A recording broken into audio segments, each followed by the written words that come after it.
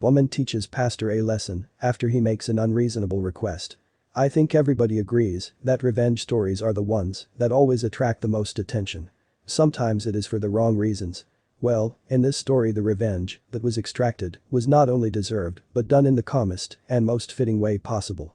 It is a story that signifies that people are not as naive as they look and that you can't keep stepping over someone without getting what's coming to you. The best word to describe this story would be karma. Our protagonist is a very loving and devout Christian, Edith. Edith was an old woman who had always found comfort in the arms of God and wanted to do her share of good in this world without expecting anything in return. She knew that once she went to heaven, she would be rewarded tenfold for all the things she had done. That's why her good deeds were more than anyone can count. She would always be the first one that attended worship and the last one to leave. She was very keen on going to her church that she had devoted her life to. The evangelical church in a suburb that was located in the South's Bible Belt. All of her weekends were devoted to supporting her church through any means possible. We have never heard of such a giving lady. Whenever there was an event in the church you could be sure that she would be one of the organizers. Always there, ready with ideas, energy, and affection.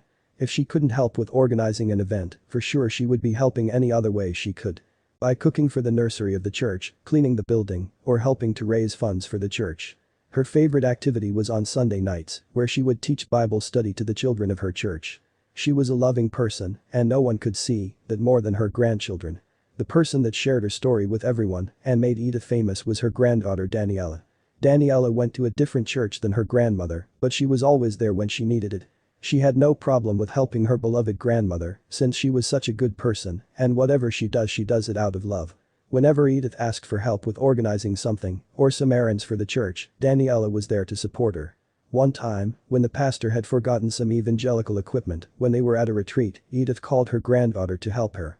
Together, they drove all the way to the church to get the equipment. It wasn't until the next day that they arrived at the retreat. All that, without hearing a single word of gratitude from the priest. Edith had noticed this behavior of the pastor, but decided to say nothing. It was her church after all. But something pushed her over the edge. Unfortunately, Edith had an accident. This accident forced her to stay in bed most of the time. When you are that old your body is not able to recover from injuries easily, if it ever recovers. Unfortunately, the case of Edith was the one that never recovered. She required constant care and she had to remain inside her house all the time. For 10 whole years, she wasn't able to leave her house. That took a toll on Edith. She wasn't able to go to the church that she had devoted almost 5 decades of her life to. In the beginning, she didn't let her confinement take the best of her, she still kept reaching out to the church, offering whatever help she could and trying to be as useful as she could. Who could say no to such a giving person? Well, it appears there is someone that could say no. The pastors of the church completely ignored Edith. No matter how many times she tried to contact them and by what means, an answer never came. It seemed like Edith had died for the church. But of course, they kept accepting the generous amount of her pension that she was offering to them every month. With this, there seemed to be no problem. Edith felt disappointed by what her church was turning into. Then, things took a turn for the worst. Edith's health deteriorated rapidly as more and more health issues were coming up. It was clear to everyone that she didn't have a lot of time left. Then when she entered hospice, everybody knew what it meant, and most of all, Edith. She was ready for what was about to come, and that's why she called in the pastor to talk about her funeral arrangements. This was the meeting that created this whole story. After taking several days to answer, Edith's pastor, James, didn't even have the common courtesy to visit her himself. Instead, he sent over his subordinate McConnell. Except for the fact that it was really inconsiderate from Pastor James to not visit Edith in person. After all she had done for his church, Edith didn't have a good relationship with Pastor McConnell. But what could she do? When Pastor McConnell came to see Edith, they jumped straight to the topic of the funeral. How it's going to be, what kind of flowers, how many people, etc. The pastor was quickly agreeing to everything Edith was saying. It seemed like he didn't care for most of these. There was another topic that he wanted to discuss. A topic that shocked everyone in the room. Lay up your treasure in heaven by remembering your church and your will. This was the phrase that Pastor McConnell said to Edith. Of course, she understood what that meant. He was practically asking her to give them some of the money that she had saved up throughout her life. Edith's husband noted that this wasn't the time nor the place to talk about her will. The pastor pretended to agree, but he kept trying to steer the conversation towards the money. Edith couldn't take it anymore. She broke down to tears, realizing that the only thing that Pastor McConnell cared about was her money. There was no gratitude she could expect from this church. She felt like everything she did was for nothing. That is when her husband intervened and forcibly removed the pastor from the room. Edith had learned her lesson, now it was the time to teach one to the church. A few months later, it came to pass. As it was expected, Edith passed away. Even though everyone was heartbroken, they knew they had to move forward. Instead of a sad and depressing funeral, they decided to share many nice and funny stories about Edith.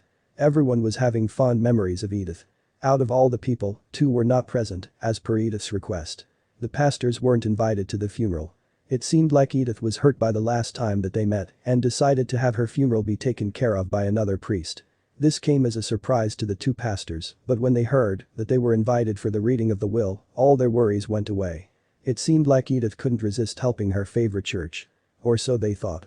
Many members of the family were gathered in the lawyer's office waiting for the reading of the will. Family and friends were all there. The 2 people that didn't seem to fit were the 2 pastors. But since it was Edith's request, she must have left them something.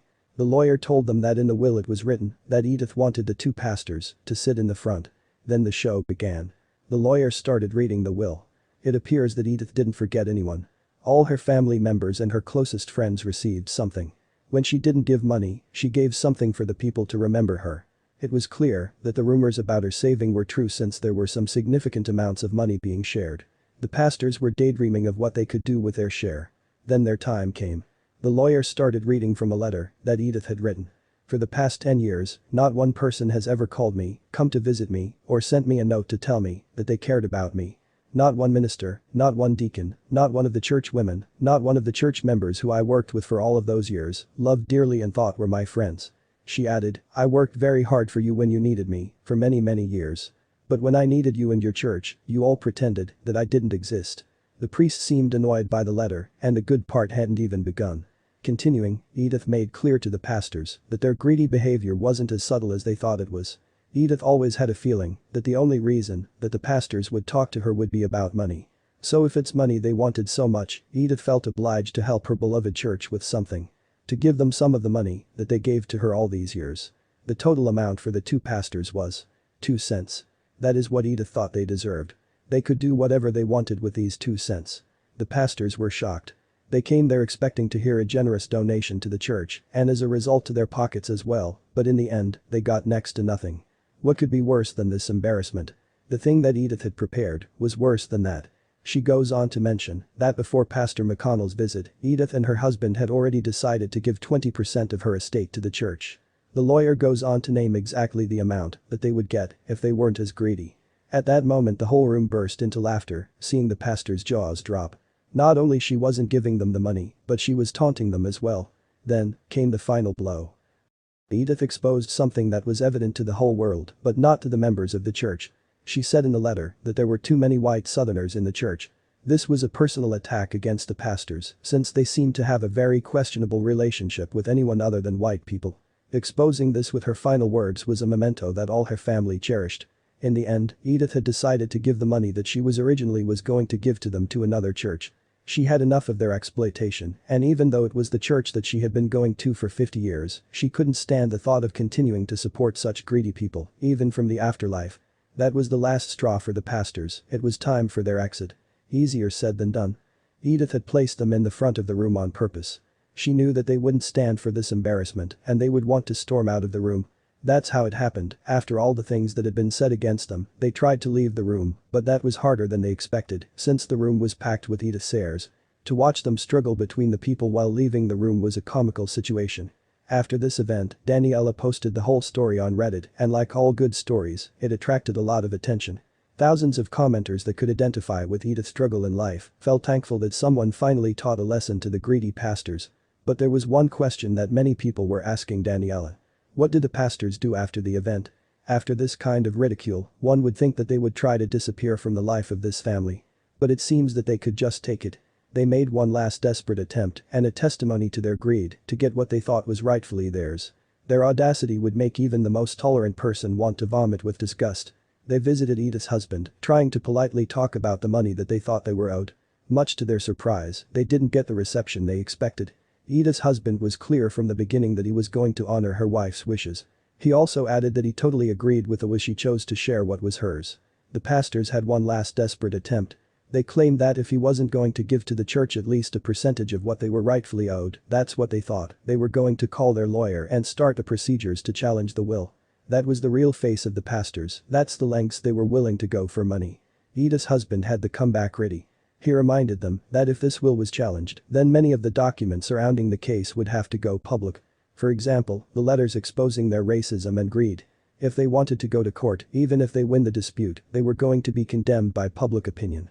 He never heard from them again. Finally, they had disappeared.